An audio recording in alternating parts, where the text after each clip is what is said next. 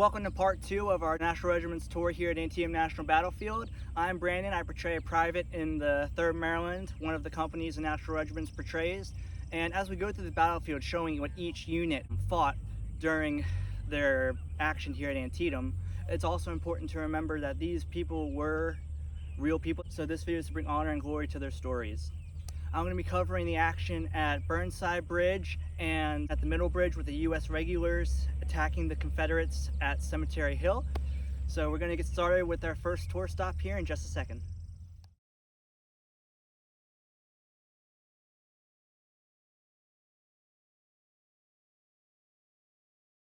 The 2nd and 4th U.S. Infantry would have been crossing this middle bridge behind me around 10 a.m. according to the War Department tablet here on September 17, 1862. And the 4th, it says, divided its companies, and some of them took cover behind the barn to the left of the road, which I believe would have been this barn behind me, although I'm not sure if that barn's original or not, and a rock ledge on the bank on the right behind me here. This bridge right here behind me is the original position of the middle bridge. It would have looked something just like you would have seen at Burnside Bridge and at the upper bridge, but it has since been replaced by this modern one. But the 4th U.S. Infantry and 2nd United States Infantry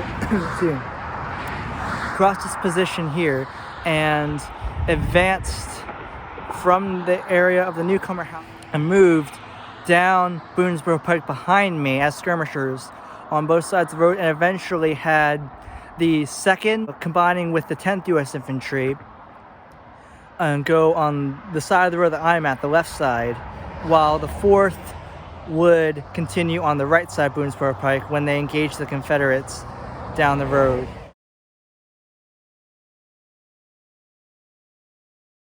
So after advancing down Boonesboro Pike, the 4th United States Infantry arrived at this field right here and engaged Confederate skirmishers about 75 yards to the center of their line, and suffered from Confederate artillery fire on Cemetery Hill behind me in this direction over here. We're in Arthur Carroll Reardon, field guides Antietam. After their action, the 4th United States Infantry suffered 3 men killed, 1 officer, and 28 wounded out of 318 men.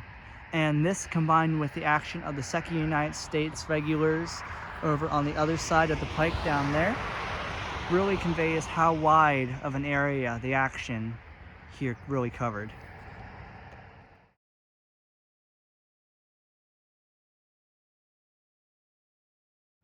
Okay, so I'm standing right now in the location where the 2nd United States Infantry would have engaged Confederate skirmishers under Richard Brooke Garnett. The 2nd would have been combined with the 10th U.S. Infantry as skirmishers for this fight. So that's why you see the 2nd and 10th together on the battle maps. But when they advanced from the last stop at Boonesboro Pike, they would have been coming up the left side of the pike here, deployed with the 10th in the cornfield behind me here, and would have moved up to this road right here called the Sherrick Lane and engaged those Confederates I mentioned under Brigadier General Richard Brooke Garnett. Garnett and his men were up here on what's referred to as Cemetery Hill, where the stone wall is for the Antietam National Cemetery. At the battle, there was a Lutheran church and cemetery, and that's where they get the name of the location from.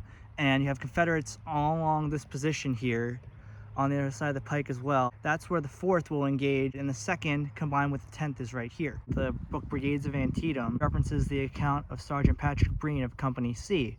And Breen says, "We got down to work and silenced their battery, but oh, what a sacrifice." And one of the soldiers who was wounded here with the 2nd was, as quoted by field guide of Antietam, Private James Kelly.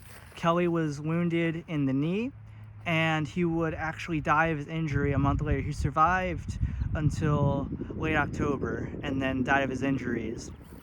His mother was actually able to eventually get a pension for the death of losing one of her sons in the fight here. According to Ezra Carman's maps, the 2nd United States Infantry suffered 9 killed, 45 wounded, and 1 missing during their engagement here on these fields right in front of you at Antietam.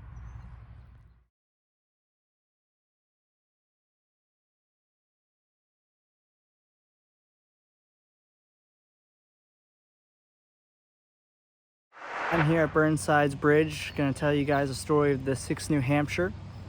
This unit took part in the second attack at Burnside's Bridge, and in conjunction with the 2nd Maryland, they numbered about 312 men, and they advanced down this hill at 11 a.m. to launch a second attack at the bridge. You can see it right there in the distance. According to Carol Reardon and Tim Vossler's field guide to Antietam, the unit historian will later say, as the 312 men advanced to this opening right here in the fence, the Confederate fire from the Georgians under our tombs made it so that 9/10 of the first 100 men that advanced through these opening in the fence was knocked out of the fight and was either killed or wounded. And they would advance, according to the War Department tablet, by the flank down this road to try and capture the bridge, but they only make it to within 250 feet of getting at the bridge. They didn't even make it, and they had to take shelter along fences and rocks from the Confederate fire, and of course, return fire, but unfortunately they were forced to fall back.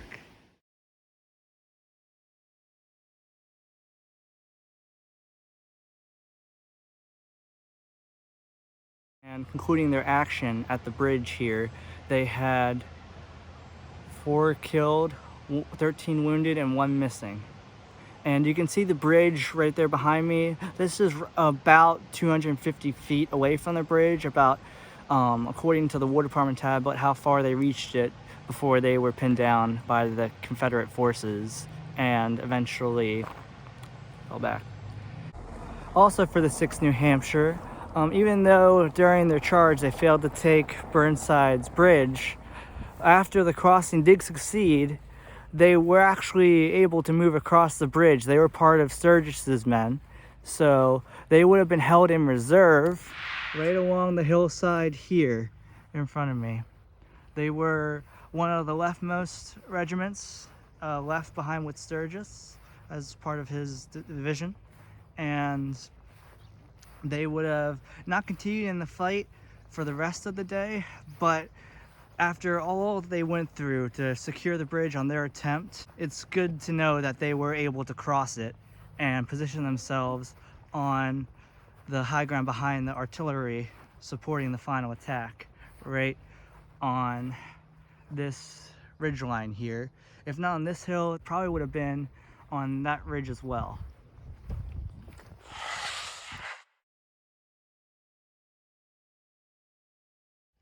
The 5th New York, otherwise known as the Zouaves, part of the 5th Corps under Governor Warren's brigade. And these men were actually held in reserve, so they would have been at Burnside Bridge here on the ridge behind me during the evening fighting when Burnside moves during his final attack from about 3 to 5:30, and according to the Ezra Carmen map of Warren's brigade, they would have been here at around 5:30 on this hill right behind me when the battle effectively ended. And even though they weren't engaged at Antietam directly, they were here, and they did play a significant role in having those reserves available if the commanders thought they needed them. Thank you for watching part 2 of our video today.